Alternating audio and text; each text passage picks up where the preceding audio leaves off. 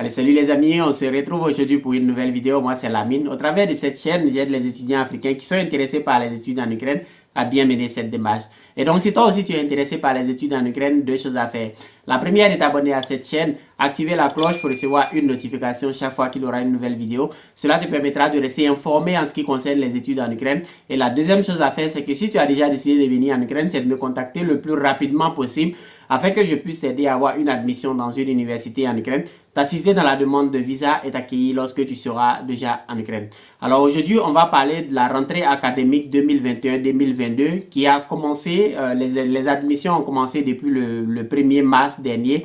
Et donc, si tu souhaites venir en Ukraine cette année pour les études, comme je l'ai dit tout à l'heure, c'est le meilleur moment pour toi de me contacter le plus rapidement possible afin que je puisse t'aider à commencer à avoir une admission, comme je l'ai dit tantôt, t'assister dans toutes les démarches en ce qui concerne le visa et t'accueillir lorsque tu seras déjà en Ukraine. Je me répète, mais c'est important que je le dise aux étudiants. Et donc, comme je le disais tout à l'heure, la rentrée est fixée, la rentrée 2021-2022 est fixée pour le 1er septembre prochain. Et donc, si vous voulez venir en Ukraine cette année, vraiment, c'est le meilleur moment pour vous de commencer les admissions maintenant afin d'être là au plus tard le 25 août prochain et commencer les cours le 31, commencer les cours le 1er septembre prochain. Alors là, comme je dis que la rentrée, c'est le 1er septembre prochain, certains vont me demander, Lamine, mais c'est quoi la dernière date?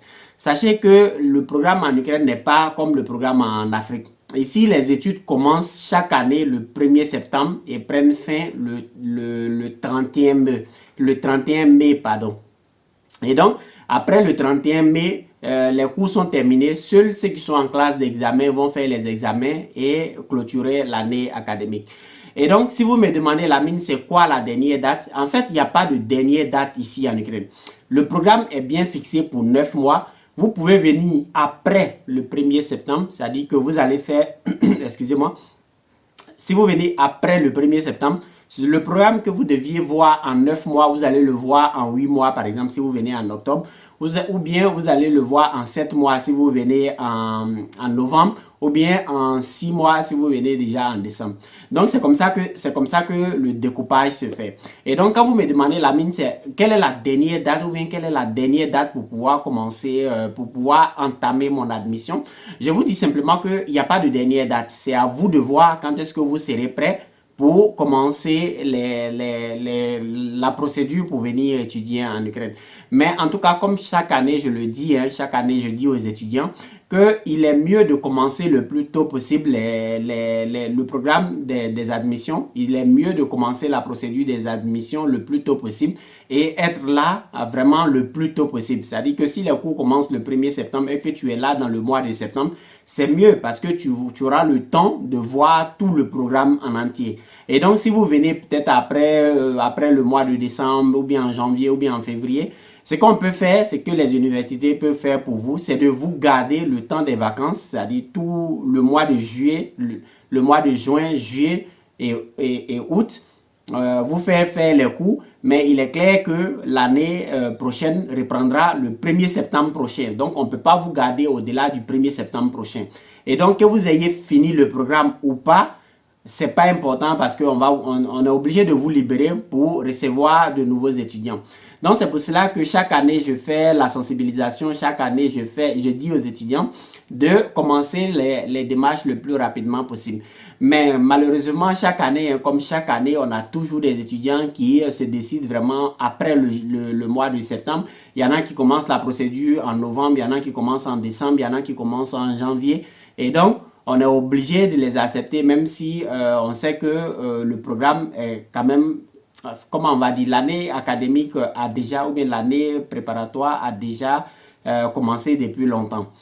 Donc voilà les amis, voilà, c'est vraiment un conseil que je donne à tous mes étudiants chaque année. Si vous voulez venir, chaque année je lance au mois de mars, je lance comment dire, une campagne pour sensibiliser les étudiants afin qu'ils puissent entamer le plus rapidement possible les démarches pour venir étudier en Ukraine. Donc voilà les amis, si vous avez des amis qui sont peut-être intéressés par les études en Ukraine, vous pouvez leur envoyer cette vidéo pour qu'ils soient informés qu'effectivement l'année académique 2021-2022 ou bien les admissions au titre de l'année académique 2021-2022 ont commencé et qu'ils peuvent dès à présent me contacter afin que je puisse leur trouver des admissions dans des universités en Ukraine, les assister dans les démarches du visa et les accueillir lorsqu'ils seront en Ukraine.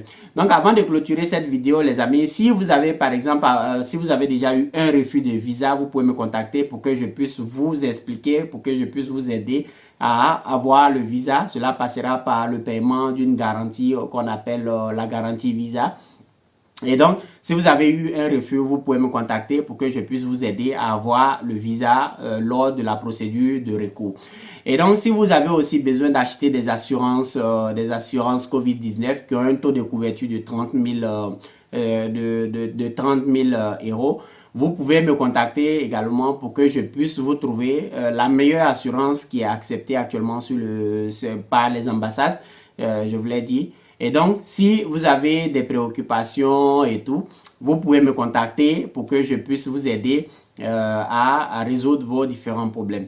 Mais attention, quand je dis aux étudiants de me contacter pour pouvoir répondre à vos questions, ceux qui ont déjà commencé la procédure avec une autre personne, ceux qui ont déjà commencé la procédure avec une autre structure, si vous avez des questions, il serait mieux de contacter cette structure ou bien de contacter cette personne afin que ce dernier puisse répondre à vos questions. Vous savez, je suis un homme très occupé et donc, si vous me contactez pour me dire, Lamine, oui, j'ai commencé la procédure avec tel ou tel, donc ça traîne un peu, tout ça. Donc, j'ai vraiment pas le temps de répondre à ces genres de questions-là. Et si vous voulez, vous pouvez regarder mes vidéos. Je donne plein de conseils intéressants dans mes vidéos. Et donc, n'hésitez pas à vous abonner. Donc, on se dit à bientôt dans une prochaine vidéo. Allez, ciao.